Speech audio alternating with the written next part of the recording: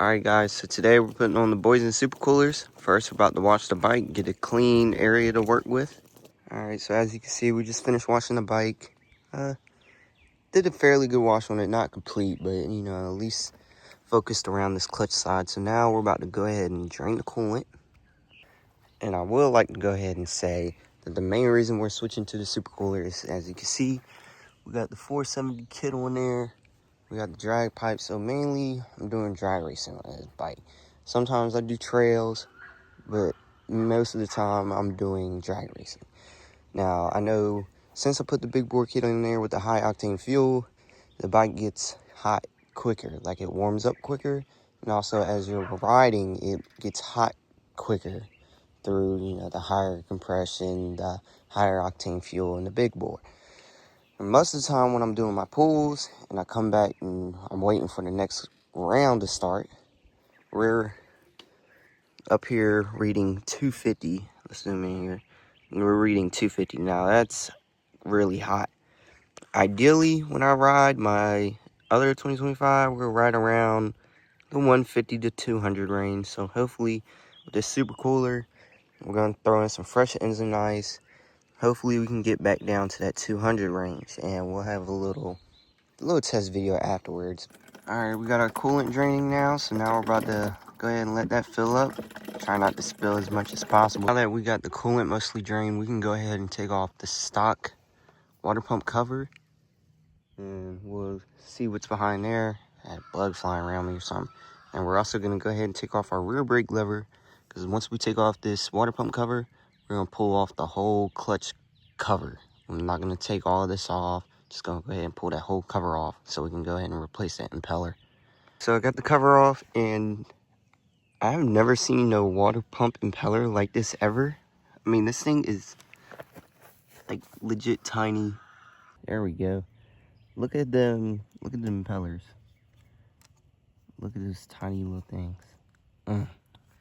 All right, now it's time to bring out the super cooler so you can see a real comparison difference between that.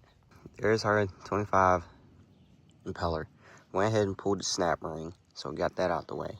Now here is the Boyesen super cooler one. So you can see it is extremely massive.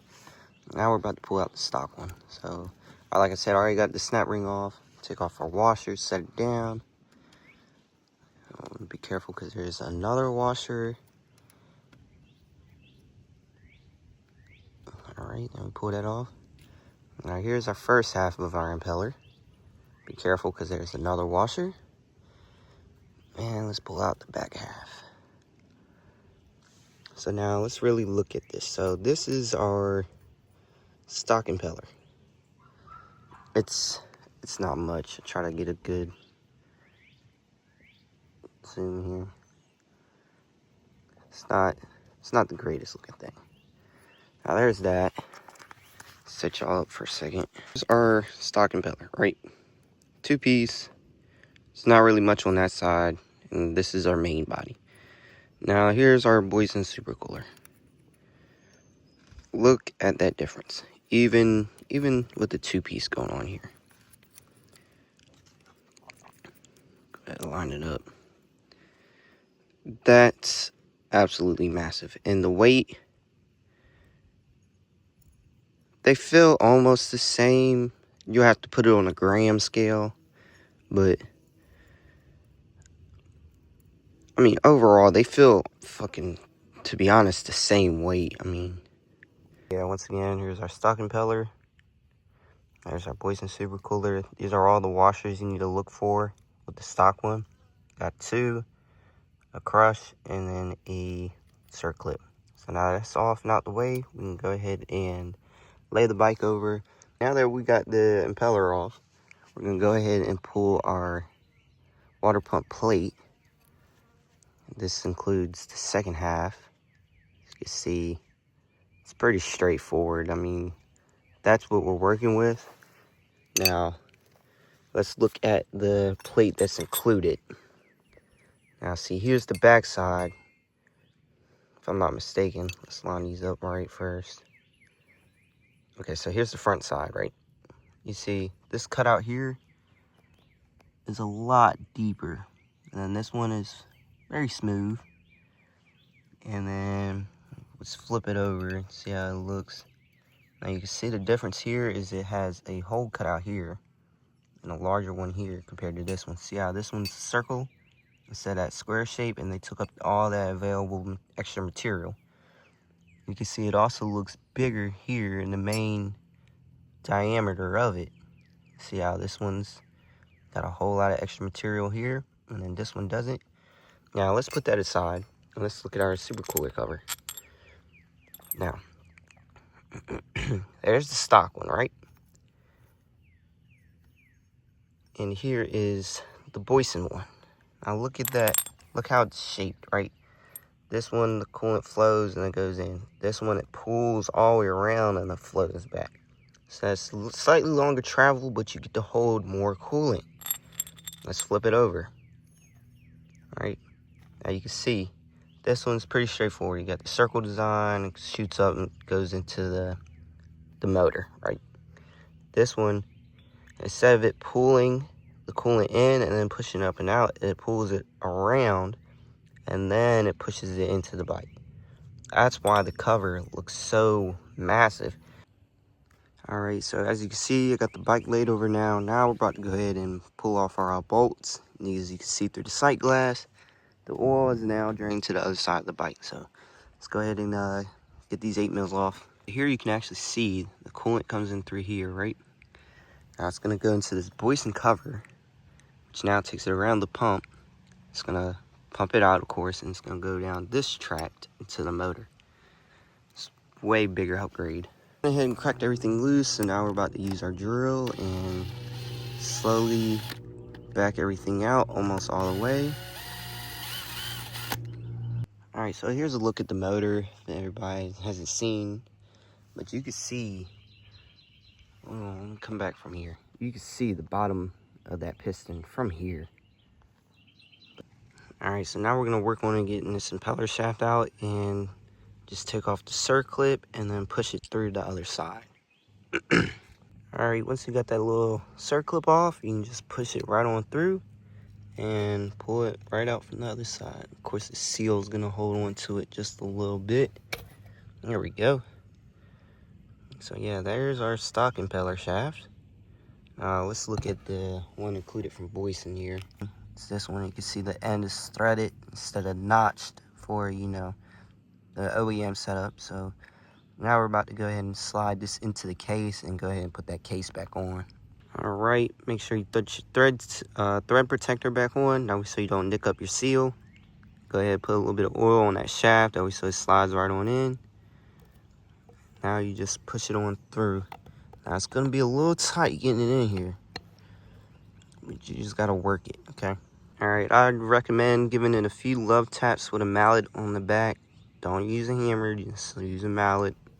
Of course, you know, it's preference. But once you get it through, this thread protector will just pop off. So now that's on. We can just go ahead and throw this back onto the bike. All right, once you got your cover on, go ahead and put your bolts on if you took them off or if you didn't.